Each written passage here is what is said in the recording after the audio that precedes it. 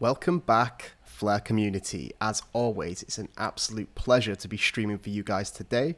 Happy Monday, everyone. So many legends already in the house. We got Freddy, first one in, Scarbo, Doc Bob D, Mr. Kylie808.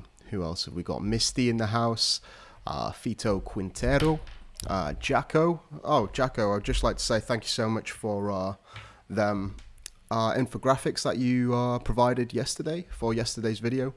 We got Andrew here, Moon Chicken in the house. Oh my god, let me get my thing sorted. Thank you so much, Moon Chicken, for the 100 bomb. There it is. Keep up the amazing work. Thank you so much, Moon Chicken. I very much do appreciate that. So today we're just going to I'm going to have a little bit of a rant, as I'm sure you guessed by the title. And yeah, I mean, today's been a great day for XRP holders. I mean, today officially started here for me, and we've gone up obviously about 10% now. So I imagine everyone's very happy. So we'll see where this market actually develops. So first things first, I want to talk about the Songbird distribution. And basically, the Flare official Twitter account actually put this tweet out earlier. All exchanges that are supporting the distribution of Spark will also receive Songbird to the same address that they provided for the Spark distribution, but it's going to be with a different chain ID. They can distribute the Songbird token to their customers when and if they feel comfortable to do so. Now, I know a lot of people may not want to hear this, but I like to keep things real here, and I will tell it exactly how it is. So I know many people have actually held their assets on an exchange, and this is where the problem lies. They probably did it because they want to, for the ease and the convenience that someone else could claim on their behalf. David replies, presumably the exchanges like Bitcoin Exchange that say that they won't support it will not receive the Songbird token, because if they do, all they are doing is taking something that doesn't belong to them, and this is where the problem starts. So if you hold your assets on an exchange, it's no longer your asset. It's only your asset when it's in a wallet which you have the access to. So they will be claiming, these exchanges will be receiving Songbird based on the XRP which was held in their wallet, and that might have been some assets which you previously held. So if you hold XRP on an exchange, you hold it in their wallet. If an exchange owned XRP at the time of the snapshot, they will receive the Songbird token. Any wallet which has successfully claimed the Spark token will receive Songbird. So he elaborates a little bit more. My question was about if the exchange says they won't support Songbird and don't pass it on. If an exchange is receiving the Spark token, they will receive Songbird. And it's basically up to the exchange if they want to distribute it or not.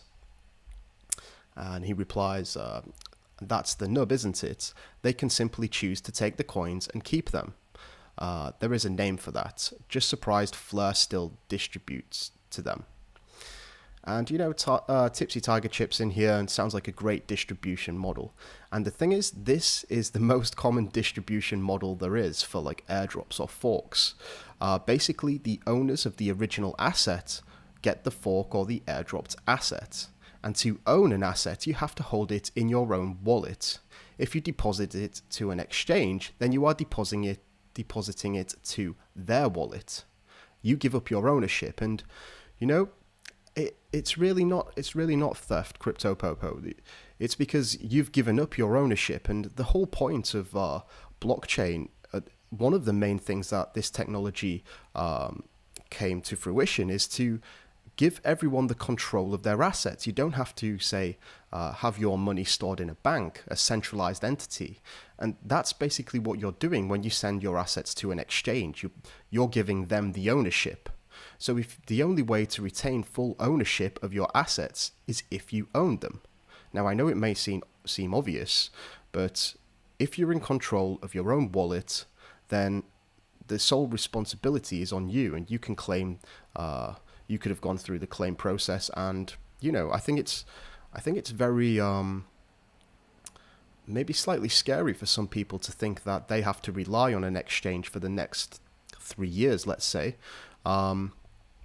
if they held their assets there at that particular time. Now, I really do think that we've been spoilt with, pardon me, I think we've been spoilt with Fleur in the sense that the way that they distributed or did the initial airdrop for the Spark token is they actually went out of their way to exclude specific groups, and whether that's like from just Jed McCaleb or whether that's the whale cap or anything like that. This distribution method has not actually been done before, where it's normally just a way that if you hold the assets, you get the assets. Wow, Thomas Brennan, thank you so much for the $20. And hi, Riddler, it's great to have you in here as well. Thank you very much for that, Tom. I really do appreciate it. And yeah, as I was saying, we've been very much spoilt, and I feel like people just feel like this is the standard now, when in reality, every airdrop that I've ever known of, they've never gone out their way to exclude certain people. And now that I believe the Flare has done this for the initial Spark token, people have this expectation that they should exclude certain people, and it should only be for these exchanges that are willing to distribute it. But in reality, if you're giving your assets to the exchange, then you're putting your faith in the exchange. So we have this tweet here. And this is just to reiterate the point that I made earlier. Self-custody is one of the main reasons this technology emerged. I'm sure this airdrop will really open the eyes of many and highlight the importance of having full control of your assets. Now, I'm very sure in the future there will be numerous other airdrops, and all I can say is, these applications that are getting built on the Flare network will likely have some airdrops, or potentially have some airdrops. Now, I don't want people to fall into the same trap, so don't just rely on the exchanges to take over this airdrop for you, and trust in them with this promise that they're going to deliver the assets which are airdropped to them. Just take ownership of the assets yourself, and then you have nothing to worry about. And Brendan chips in here, definitely, especially with a 36-month rollout of the Spark token. It would suck to have to rely on a company being solvent for you to get your airdrop, and that's again some sort of risk. And I think that's something definitely to consider in the upcoming airdrops that we could potentially see on the Spark, on the Flare network. Quantum Crypto 98 with the $20 and the funky looking sticker here. Thank you so much, man. I really do appreciate that. I hope you're having a great day. So, yeah, thanks so much. So we're going to quickly listen to a brief section of the interview with Tim Rowley and Hugo, and he talks about this in a little bit of detail. And exactly, Quantum, not your keys, not your crypto, essentially. So let's just listen to what Hugo has to say in this interview. And if you guys haven't actually listened to this all the way through yet, I would highly recommend it. It's a great interview by Tim, and definitely worth checking out. So let's just give it a quick listen. Okay. So Flare has had a really good adoption with exchanges and getting, listed in a sense, or the intention to be listed. But what about Songbird? Is that also going to be listed on these same exchanges? Songbird is something that, is much sort of harder for us to just tell exchanges to do. That's going to require, if you want listing of that's going to require a groundswell of desire. I think probably it'll be very useful for people to show that Songbirds, in use is robust and all those robust enough for it to be listed. I think distributed by exchanges, I would hope that most exchanges distribute it. Can't guarantee it, but I would hope that. I see no reason why they wouldn't want to. But again, it's Songbird is, because it's not the main product. We can't talk to exchanges and be like, you have to do this. It's optional for them. And but we get the feeling that many will end up listing it, or at least distributing it to people once they see that the people in the community want it. So I think that's just a necessary thing to communicate to them, and all the exchanges will be getting it as per they would be getting the FLR token. So one thing I want to address is there's been a lot of conversation about various exchanges that maybe have changed their rules. This is the problem of using a centralized company for holding your decentralized currency. There's nothing we can do about that. I wish there was. There's just nothing we can do about it. It's not the way it is. That's why decentralized systems were created, so that you don't have to be at the whim of a board of directors at some company that you have never seen, touched, or heard other than to use their website. So I wish we could talk to those exchanges and get them to somehow re-include the whatever domains they're no longer including, but we can't. And if you want perfect control of your currency, then you must self-custody. And that is a responsibility of each token holder to do that. What happens in a situation where an exchange is due to receive Songbird tokens, but they decide not to distribute them? Is there a mechanism that can stop that exchange from getting the distribution if they make the intention not to? So we're just distributing those tokens as if this was any normal fork. Right, so any normal fork would distribute to any normal account. So any address would receive any amount. So if it's a address of an exchange, it receives it.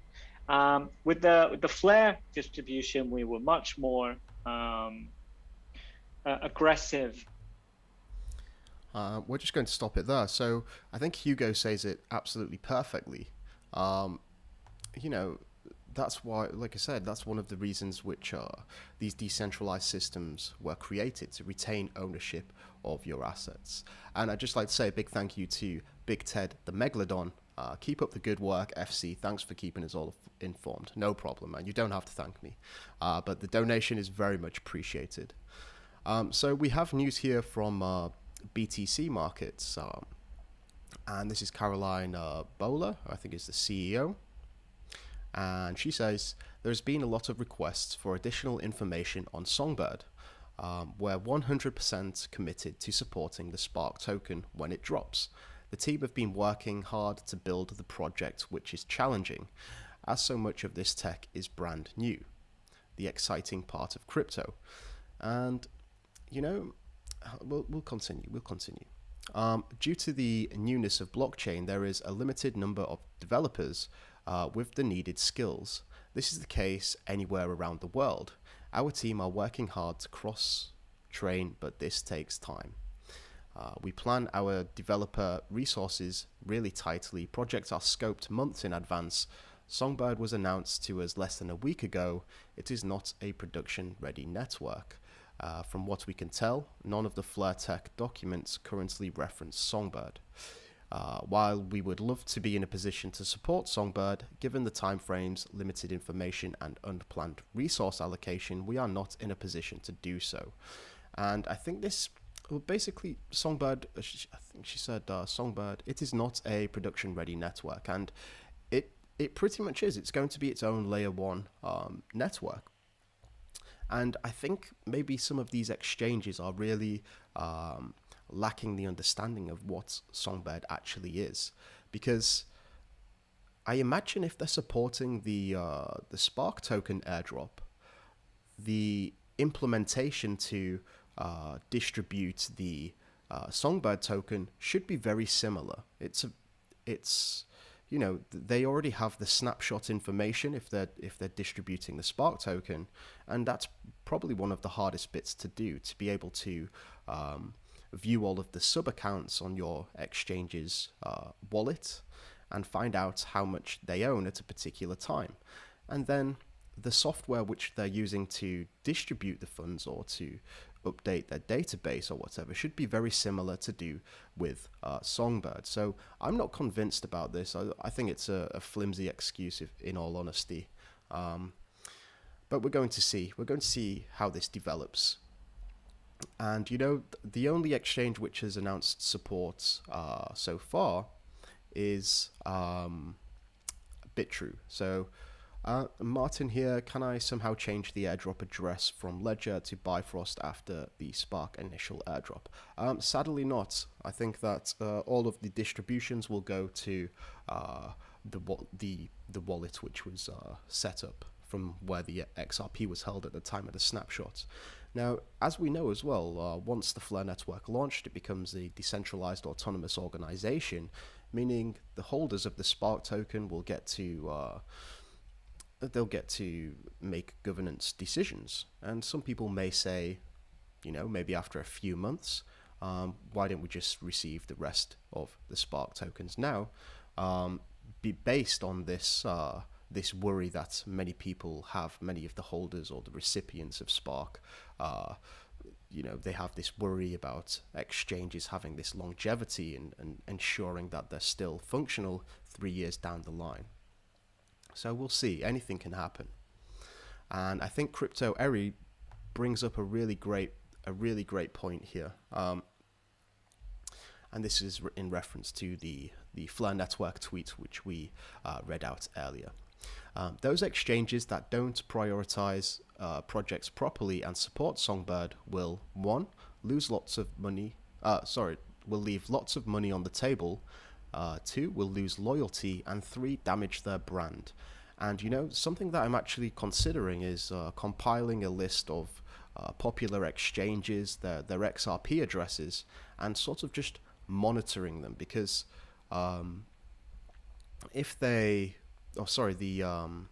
monitoring the linked Ethereum address, because I imagine I'll be able to track the Songbird activity, and I'll be very intrigued to see if exchanges say that they're not supporting Songbird, basically to use for their own benefit, which is definitely a possibility. It's not forced upon them, but as Eddie says, it's really going to tarnish their reputation, and we're going to see how this evolves. So what else do we have here? Yes, so the next big news of the day is this new blog here posted by Flare Networks, and it's regarding the US tax treatment. Now, I'm not going to read through all of this. I'm just going to quickly end up here, and we're just going to read the conclusion at the end. But for those who are worried about the tax implications over in the US, this may reassure you a little bit. So let's just read the conclusion. Our commissioned tax analysis concludes that the method by which users claimed their Spark would constitute a forward agreement such that the subsequent 85% distribution would be treated as having the same value as the initial 15% day zero distribution, which is obviously zero.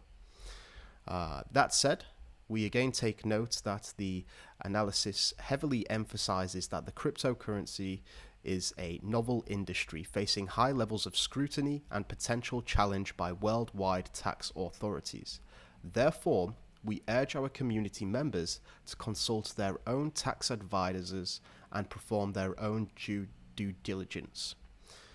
So that should be great for those who are definitely, worried about the tax implications in the US. It's basically saying, the initial airdrop is valued at 0 because there's no price discovery, And because of this, because the Spark, the rest of the 85% would constitute as a forward agreement, that would also be taxed at the value of the initial drop, which is 0. So that's definitely promising indeed, and I really hope this drops the hashtag which was promoted as drop it all. There's a lot of people on Twitter who claim to be like tax specialists, and I guess it's open to interpretation, but the Flare team, they've commissioned this tax analysis by Chong and Hasia, and they're obviously very prestigious tax consultants, and this is their interpretation of the laws. So that's pretty much it today, guys. I do have a new infographic which I'm actually working on to help visualize the various airdrops that we have coming. Will my Spark token IOUs go to 0? No. So with the IOUs, they are just, like you say, an IOU, meaning that the price that's fluctuating right now, that's what the market perceives the price of Spark token to be. So you won't get taxed on the IOUs because the IOUs are, in reality, they're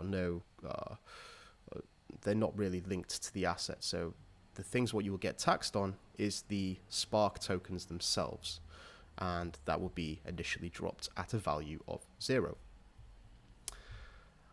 So yeah, guys, that's going to wrap it up today. I do appreciate very much everyone that donated, and I appreciate you all for coming by and taking your time out of your Monday to come and watch this stream. So good news for those in the US, and yeah, that's great. So I wish everyone a great week. I know it's only Monday, so definitely look forward to the week. And yeah, actually, before I do leave, I was going to get that link. I may have it here still. Yeah, definitely check out that interview with Tim Rowley and Hugo if you haven't already. Okay, guys, take care. Thanks again for watching, and until next time, I'm out. Mission Control, we have liftoff.